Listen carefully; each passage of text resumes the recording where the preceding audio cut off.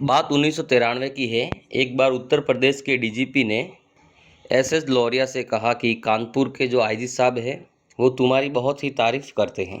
क्या तुम वाकई ही इतना अच्छा काम करते हो? जैसे ही डीजीपी साहब ने ये बात इंस्पेक्टर से कही, इंस्पेक्टर हंसने लगे। हंसते हुए कहा कि साहब ये बात मत पूछो, ये बात मैं आपको नहीं बता सकता कि वो मेरी तारीफ क्यों करते हैं। बात ही कुछ ऐसी चटपटी और मज़ेदार थी कि डीजीपी साहब ने कहा कि नहीं, मेरे को तो बताना ही पड़ेगा। तो फिर इंस्पेक्टर ने कहा कि मैं बता तो देता हूँ, लेकिन आप किसी को कहना मत। इंस्पेक्टर साहब डीजीपी को बात बताते हैं और डीजीपी और इंस्पेक्टर दोनों पेट पकड़ कर हंसने लगते हैं। और जाते जाते डीजीपी कहते हैं कि ठीक है, ये और किसी को मत बताना, मेरे को तो बताया कोई बात नहीं। हालांकि ये बात कोई न्यूज़ चैनल के माध्यम से बाहर तो नहीं आई या फिर कोई न्यूज़ अखबार में तो नहीं आई, लेकिन अंदर ही अंदर पूरे पुलिस महकमे में फैल गई। और जैसे ही कोई पुलिस वाला किसी को बात करता ये चुपके से, तो अंदर ही अंदर वो हंसते थे, लेकिन ये बात बाहर नहीं आई। हेलो दोस्तों, नमस्कार। मैं हूं आपका दोस्त। आपका स्वागत है क्राइम स्टोरी वाले चैनल पर। यह स्टोरी है कानपुर की। आज की ये सच्ची घटना मैं आपको सुना रहा हूं। यह 1993 की है, यूपी की। यूपी के कानपुर में एक सब्जी मंडी थी, जो कि उस समय एशिया की सबसे बड़ी सब्जी मंडी हुआ करती थी। और वहीं पर पास वाले थाने में इंस्पेक्टर एसएस लोरिया की नियुक्ति होती है। इंस्पेक्टर की नियुक्ति से लोग बहुत ही खुश थे, क्योंकि इंस्पेक्टर बहुत ही ईमानदार और होनहार थे। उनका काम करने का नज़रिया, उनका काम करने का तरीका बहुत ही सबसे अलग था और वो बहुत ही जल्दी कोई भी परेशानी को ख़त्म कर देते थे। इंस्पेक्टर साहब जहाँ पर भी घूमने जाते थे, लोगों से मिलते थे, उनसे परेशानियाँ पूछते थे। तो एक बार की बात है कि इंस्पेक्टर साहब उस कानपुर की मंडी में गए, तो लोगों ने उनसे शिकायत की कि सर, वैसे तो कोई तकलीफ़ नहीं है, लेकिन यहाँ पर एक आदमी है जो बहुत ही रसूख वाला है और बहुत ही दबंग आदमी है। वो किसी और का सहारा लेके सभी व्यक्तियों से यहाँ पर वसूली करता है। तो ये बात जैसे ही इंस्पेक्टर ने सुनी, तो उन्होंने इस बात को पुख्ता किया। जैसे ही उनको इस बात का पुख्ते सबूत मिले, तो इंस्पेक्टर ने उस व्यक्ति को पकड़ने के लिए पूरा जाल बनाया। इंस्पेक्टर प्लान बनाते हैं कि वो खुद सादा और सिंपल ड्रेस में जाएंगे और बिल्कुल ही ऐसा लगेगा कि जैसे कोई देहाती किसान आया है। और बाकी पुलिस वालों को कहा कि तुम सादी ड्रेस में थोड़ा मेरे से दूर आपको तैनात रहना है। अगर कोई हमला होता है तो आपको तुरंत मेरे को बचा सको। और जो वर्दीधारी थे उनको और थोड़ा दूर रखा गया कि कोई भी जैसे ही कुछ हमला वगैरह हो या हम उनको पकड़ने के लिए जाए, तो तुमको तुरंत ही आ जाना है। फिर इंस्पेक्टर साहब जैसे जैसे प्लान के अनुसार चलते गए, फिर उन्होंने पूछा है एक आदमी से जो कि वसूली कर रहा था कि नमस्ते साहब, मेरे को इधर छोटा मोटा काम करना है सब्जी का। अभी मेरे पास कोई जॉब तो है नहीं और मुझे कोई ज़्यादा जानकारी है नहीं कि मैं क्या काम करूं। तो उसने कहा कि अभी क्या करें। इंस्पेक्टर साहब ने पूछा कि मैं क्या करूं कि मेरा घर भी चल जाए और मुझे थोड़ी बहुत आमदनी भी हो जाए। तो उस व्यक्ति ने कहा कि तेरे को ऐसा करना चाहिए कि सीज़न चल रहा है तो इसका काम स्टार्ट कर दे। इंस्पेक्टर साहब जो कि उस पुराने किसान के वेश में थे, उन्होंने पूछा कि वो तो ठीक है साहब, लेकिन इसके लिए मुझे क्या करना पड़ेगा। तो उस व्यक्ति ने कहा कि ऐसा है कि यहाँ पे सारे लोग जो भी एशिया की सबसे बड़ी मंडी में काम करते हैं, वो सब मेरे को प्रतिदिन 20 रुपये का टैक्स देते हैं। तो इंस्पेक्टर साहब ने पूछा कि ऐसा क्यों है। तो उसने बोला कि ये मेरा इलाका है और मैं सबसे 20 रुपये का प्रतिदिन टैक्स लेता हूँ और ये मैं आगे भी पहुँचाता हूँ। मेरी इच्छा के विरुद्ध यहाँ पे कोई भी कुछ भी काम नहीं कर सकता है। यह बात सुनते ही इंस्पेक्टर साहब ने उसको तुरंत ही पकड़ लिया।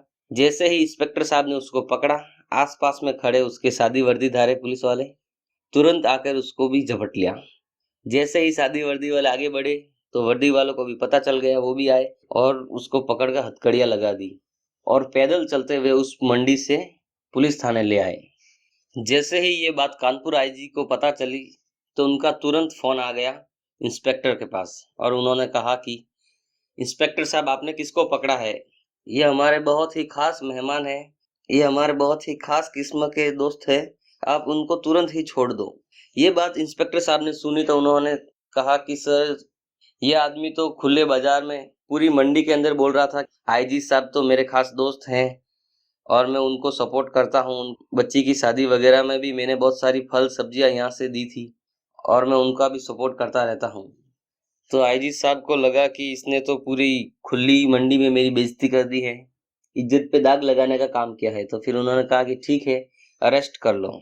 जैसे ही ये खबर लोगों में फैली कि उस दबंग आदमी को इंस्पेक्टर साहब ने अरेस्ट कर लिया है, लोग बहुत ही खुश हो गए और तारीफ करने लगे, इंस्पेक्टर पे फूल बरसाने लगे। यहाँ पर इंस्पेक्टर साहब ने बहुत ही तेज दिमाग लगाया था और उस तेज दिमाग के कारण ऐसी बातें बोली आईजी साहब से कि उनका जो खास चहीता था, जो दबंग आदमी था, वो चाहकर भी नहीं बच पाया। इंस्पेक्टर साहब पूरे शहर से अपनी तारीफें सुन रहे थे कि इसी बीच एक कांड हो जाता है। कांड ये होता है कि कानपुर की सबसे फेमस होटल, उस फेमस होटल में एक कांड हो जाता है। कांड ये था कि वहां पर कोई आकर चोरी कर लेता है। कानपुर की मशहूर होटल के अंदर लूट की खबर जैसे ही इंस्पेक्टर साहब के पास पहुंचती है, तो होटल मालिक से कहते हैं कि ये आपकी रिपोर्ट है, तो इसको लिखित में दे दो, हम इसकी जांच करेंगे और पता लगाएंगे कि ये घटना कैसे हुई और किसने की।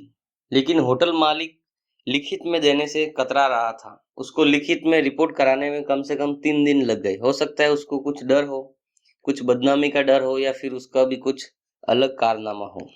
जैसे जैसे इंस्पेक्टर ने जांच आगे बढ़ाई, वैसे ही उनको पता चला कि इनके घर में एक नौकर काम करता था। तो हो सकता है कि इस चोरी में उसका भी हाथ हो। तो पुलिस वाले धीरे धीरे उसको पकड़ने में लग जाते हैं, लेकिन पकड़ने में थोड़ा टाइम लगता है। तो आईजी साहब फोन करते हैं इंस्पेक्टर साहब को और तुरंत बुला लेते हैं ऑफिस में। जैसे ही इंस्पेक्टर साहब ऑफिस पहुंचते हैं, तो उनको नजर आती है एक बहुत ही खूबसूरत औरत। इंस्पेक्टर साहब के आईजी के ऑफिस में एंटर होते ही आईजी साहब चिल्लाने लगते हैं कि क्या कर रहे हो तुम, क्या काम करते हो, अब भी तुमसे इतना भी काम नहीं हुआ, अगर ये टाइम पे नहीं हुआ तो मैं आपका ट्रांसफर करवा दूंगा। इतनी बात सुनते ही इंस्पेक्टर साहब और तेजी से जांच को आगे बढ़ा देते हैं। लेकिन इंस्पेक्टर के मन में इतना तो ख्याल था कि ये महिला कोई ना कोई जरूर आईजी साहब के या तो करीबी है या कोई रसूख वाली है, जिसके कारण इतना सुनना पड़ा मेरे को। इंस्पेक्टर साहब जैसे ही जांच आगे बढ़ाते हैं, तो फिर वो चोर उनके हाथ लग जाता है। तो उससे पूछते हैं कि ये चोरी तूने क्यों की। तो वो चोर बोलता है कि साहब मैं क्या करूं, होटल वाले की जो बहुत ही खूबसूरत पत्नी है, वो मेरे को रोज परेशान करती है। जैसे ही होटल वाले सेठ सो जाते हैं, तो वो मेरे को रूम में बुलाती है और मेरे साथ संबंध बनाने को बोलती है। मैं संबंध बना बना के थक गया हूँ, लेकिन ये मेरे अलावा और आईजी साहब के साथ भी संबंध बनाने लग गई। तो मैं क्या करूं, मेरे को तो आप सजा दे दोगे, लेकिन आईजी साहब को आप क्या कहोगे। इस बात को सुनकर इंस्पेक्टर ने माथा पकड़ लिया। फिर इंस्पेक्टर तुरंत ही उस चोर को बैठाया गाड़ी में और लेकर आईजी ऑफिस में ले गए।